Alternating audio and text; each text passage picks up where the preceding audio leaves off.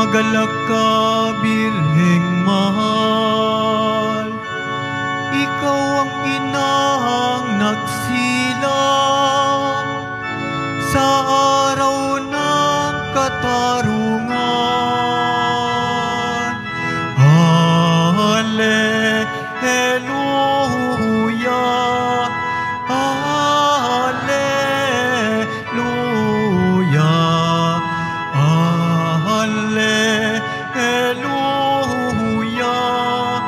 Hallelujah.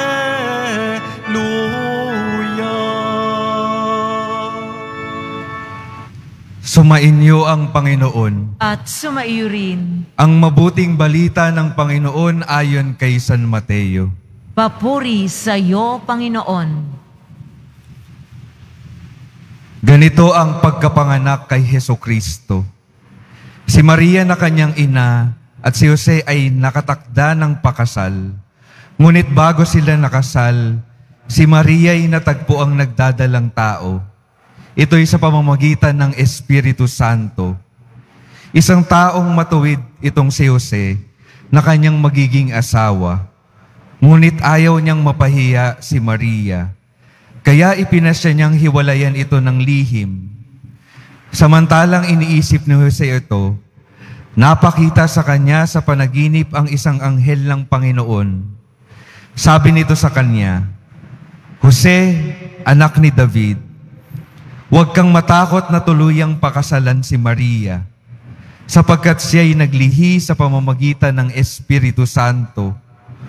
Manganganak siya ng isang lalaki, at ito'y pangangalalanan mong Jesus, sapagkat siya ang magliligtas sa kanyang bayan sa kanilang mga kasalanan. Nangyari ang lahat ng ito upang matupad ang sinabi ng Panginoon sa pamamagitan ng propeta. Maglilihi ang isang dalaga at manganganak ng isang lalaki at tatawagin itong Emmanuel. Ang kahulugay, kasama natin ang Diyos. Mga kapatid, ang mabuting balita ng Panginoon. Pinupuri ka namin, Panginoong Hesukristo.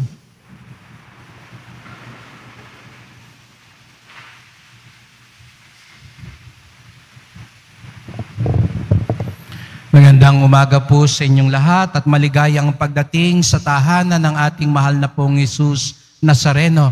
Binabati din natin ang mga kasama natin online, lalo na po mga may sakit at ang mga nag-aalaga sa may sakit at mga kababayan, mga kadeboto natin mula sa iba't ibang panig ng bansa at daigdig na nais sumama sa pagdiriwang ng banal na misa dito sa ating simbahan sa Quiapo, sa Basilica Minor at Pambansang Dambana ni Jesus Nazareno. Araw ng Biyernes, araw ng debosyon, araw na nagkakasama-sama muli tayo upang ipahayag natin ang ating pamimintuho at katapatan sa ating mahal na poon. Kaya't bigyan natin ng papuri, parangal at pasasalamat ang ating minamahal na Nuestro Padre Jesus Nazareno. At doble espesyal ang araw na ito. Hindi lang araw ng ating mahal na pong Jesus Nazareno. Sa araw ding ito pinagdiriwang natin ang pagsilang ng kanyang ina, ng nanay din natin, ang mahal na Birheng Maria, si Mama Mary. Kaya palakpakan din natin si Mama Mary. At dahil birthday niya, sabay-sabay nating bating happy birthday, Mama Mary. Palakpakan uli natin ang ating mahal na ina. Tayo'y nagsasaya. Kung kayo'y masaya sa birthday ng kaibigan ninyo, ng anak ninyo, ng asawa ninyo, ay mas lalo tayo magsaya sa birthday ng nanay ng ating mahal na pong Jesus Nazareno. Kung mahal natin si Jesus, mahal din natin ang kanyang nanay. Kaya nga, hindi ko maintindihan kung bakit minsan mayroon tayong ilang mga kapatid na pag sa mga ganitong okasyon ay binabatikos tayong mga Katoliko, bakit ba masyado tayong may debosyon kay Maria? Naalala ko po tuloy, meron daw isang lalaki na nagpapalinis ng sapatos, no? Diyan sa may Avenida, no? Dati, at nung napansin niya yung batang naglilinis ng sapatos ay may medalyon, tinanong niya yung bata. Yung dumamang ito siguro ay hindi naman naniniwala sa Diyos. Sabi niya, ano yung nandiyan sa dibdib mong medalyon? At sabi ng bata ay, ito po yung, nandito po yung imahe ng nanay ni Jesus Nazareno, ang mahal na Birheng Maria. At sabi ng mama, bakit ba masyado niyong binibigyang importansya yan? Tao lang naman yan. Nanay lang naman yan. Wala naman din niyang ibang pinagkaiba sa nanay ko. Pare-pareho lang naman siya katulad ng ibang mga nanay. Sabi ng bata, pero malaki po ang pagkakaiba ng kanilang anak. Siguro nga ho, katulad lang ng karamihang mga nanay si Maria, pero di hamak naman pong mas kakaiba ang anak ni Maria sa inyong anak. Di ba mga nanay? No? Kasi ang anak ni Maria, si Jesus Nazareno. Di hamak namang walang katumbas ang kanyang anak. Kaya naman siguro hindi mamasamain na bigyan natin ng karagdagang parangal si Maria. Napansin niyo ba? First time uli, bumuka na ang ating altar. Nakita niyo ba na sinikap natin na ang luklukan ni Jesus Nazareno maging malinis, dalisay, at karapat-dapat sa Kanya. Kung titignan niyo po yung poste sa likod ko at titignan niyo yung poste sa kabilang dulo, kitang-kita po ninyo yung pagkakaiba ng posting na linis at hindi. Pero hindi lang po ito tungkol sa paglilinis at pagpapaayos.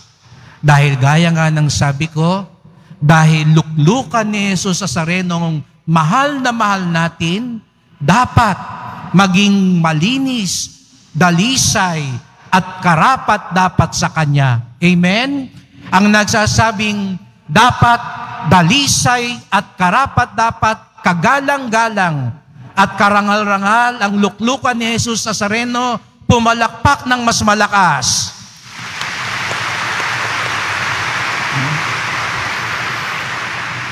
At kung papaano ang altar na luklukan ni Jesus Nazareno na nakita natin busilak na busilak, nangingintab, namumuti, malinis, di hamak din po dapat ang mismong naging sisidlan, naging tahanan. Kung ito nga po, estatwa pa lang ni Jesus Nazareno, gusto natin busilak at karapat dapat sa Kanya. Lalo't higit ang katawan na siyang nagtangan sa Kanya ng 9 na buwan, na siyang nagluwal sa Kanya, ay dapat din malinis na malinis at karapat dapat sa Kanya. Kaya nga ipinagdiriwang natin ang Immaculada Concepcion na hindi nabahira ng kasalanan si Maria sapagkat siya ang ina ng anak ng Diyos. Hindi po siya Diyos, si Maria. Siya'y ina ng Diyos. Gayunpaman, siya ay dapat ihanda ng Diyos. Kaya tayo nagsasaya sa kaarawan na ito, sa birthday na ito, sa kaarawan ng ating mahal na ina. Di ba ho, pag tayo nagdiriwang, kung kayo po ay nagdiriwang sa kaarawan ng isang tao, meron kayong gustong sabihin sa kanya. na siguro hindi mo kailangang sabihin ng tahasan, pero yun ang ibig sabihin. Pag nagbati kayo sa isang taong maligayang kaarawan, happy birthday, kasama mo ako sa araw na ito, alalaong bagay sinasabi mo sa taong ito, mabuti na lang ipinanganak ka. Yun ang ibig sabihin nun. Kapag bumabati ka sa isang nag-birthday, buti na lang pinanganak ka. At higit sa lahat, buti na lang nakilala kita. Mabuti na lang nagkasalubungan landas natin. Yun ang ibig sabihin pag nagdiriwang tayo ng kaarawan. Kaya nga hindi ba ang kabaliktaran nun tayo mga Pilipino? Pag galit na galit tayo, di ba yung mga matatanda dati, sasabihin sa isang tao na kalunos-lunos, di ba sasabihin ng mga matatanda nun, mabuti pang hindi ka na sana pinanganak. Di ba yun ang sinasabi ng iba? Pag galit na galit ka na sa isang tao, sana hindi ka na lang pinanganak. Sana hindi na lang kita nakilala. Sana hindi na lang nag-cross ang landas natin. Para mo sinabi, sana na lang hindi ka nabuhay. Ikaw pala ang kamalas-malasan sa buhay ko. Ikaw pala ang magbibigay ng matinding pasakit sa buhay ko. Sana hindi ka na lang pinanganak. Pero ang kabaliktaran naman, ang nagbibigay tuwa at galak sa atin, mabuti na lang ipinanganak ka. Kaya happy birthday. Ganon din ang ating ipinagdiriwang ngayon. Sinasabi natin, mahal na ina, mahal na Birheng Maria, mabuti na lang dumating ka. Pinanganak ka. Sabi nga sa panalangin sa misang ito, siya ang bukang liwayway.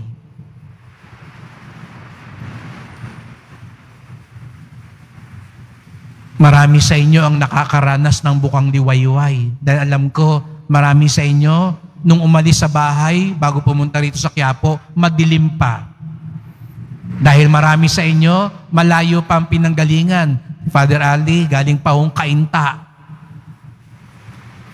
Madilim pa nang kayo'y umalis. At habang kayo'y patungo dito sa Quiapo, napansin nyo siguro, o baka tulog na kayo sa biyahe kasi antok pa kayo. Pero kung kayo'y nagmamasid sa labas, napapansin nyo unti-unti, pumuputok ang araw. Unti-unti, inuurong ng araw ang kadiliman ng gabi hanggang sa dumating ang tunay na pagsikat ng araw, ang kabuuan ng liwanag ng araw. Ganon daw po ang mahal na ina. Siya ang bukang liwayway ng kaligtasan. The dawn, the daybreak of salvation. Kaya yung pagdating niya, ang paghudyat.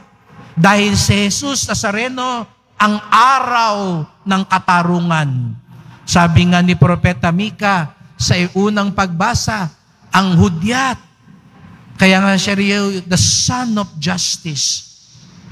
Ang araw, ang liwanag ng kaligtasan. Kaya kung mapapansin niyo po mga pagbasa ngayon, hindi nagpapatungkol sa pagsilang ni Maria, kung hindi sa pagdating ng tagapagligtas, sa pagdating ni Jesus Nazareno, sapagkat ang pagdating ni Maria ang naguhudyat sa pagdating ni Jesus Nazareno. Kaya simple lang po ang pagninilay ko sa araw na ito. Hindi natin bibigyan ng ilang mga katangian ng mahal na ina. Ang nais lang nating bigyan pansin ngayong pagsilang niya, ang pagdating ni Maria, ang naghudyat sa pagdating ni Jesus. Kung siya ang bukang liwayway ng kaligtasan, si Jesus ang araw, ang liwanag ng kaligtasan. Kaya nga, sa araw ding ito, ipagdasal natin ang ating mga sarili.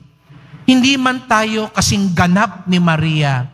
Hindi man tayo katulad ni Mariang walang kasalanan. Ngunit ang tanong, ang pagdating ba natin, naguhudyat din ng pagdating ng Diyos.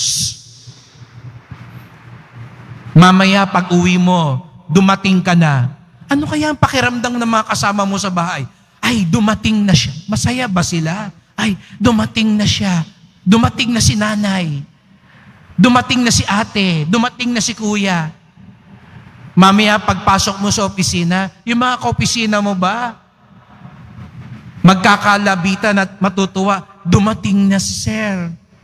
O baka mamaya habang nagkakalabitan, dumating na yung masungit. Dumating na yung kuripot. Kaya na, dumating na yung mayabang.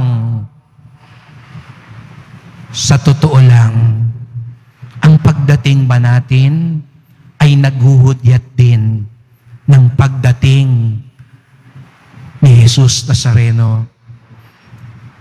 Kagagaling-galing nyo lang sa Quiapo, katitingin nyo pa lang kay Jesus Nazareno at sa mahal na ina. Sana yung susunod nyong pupuntahan ngayon pagkatapos ng simba dito sa Quiapo, madala nyo pa rin yung aura ng kabanalan at kabutihan. At hindi lang mamaya sa una nyong pupuntahan pagkatapos sa simbang ito. Sana, katulad ni Maria, saan man tayo pumunta, tayo ang maghudyat na parating na rin ang Diyos. Nakasama natin ang Diyos, sabi nga ng anghel. Sa mga pagkakataong tayo tulay ng kabutihan, katotohanan, katarungan, pagmamalasakit, pagkakaisa, pagpapatawad, katulad ni Maria, tayo rin nagbibigay daan, parang bukang liwayway. Opo, maraming kadiliman sa ating buhay. Iba siguro sa inyo ngayon, binabalot ng dilim ng karamdaman, dilim ng puot, dilim ng pag-aaway-away, dilim ng kahirapan. Pero bumaling tayo kay Maria sapagkat alam natin sa gitna ng dilim, unti-unting lumalabas ang liwanag sapagkat kailanman hindi nakakalimot ang Diyos sapagkat darating at darating sa mga nananalig sa Diyos, darating si Jesus Nazareno, ang araw at liwanag ng kaligtasan. Purihin natin ang mahal na pong Jesus Nazareno at parangalan natin ang mahal na Birheng Maria.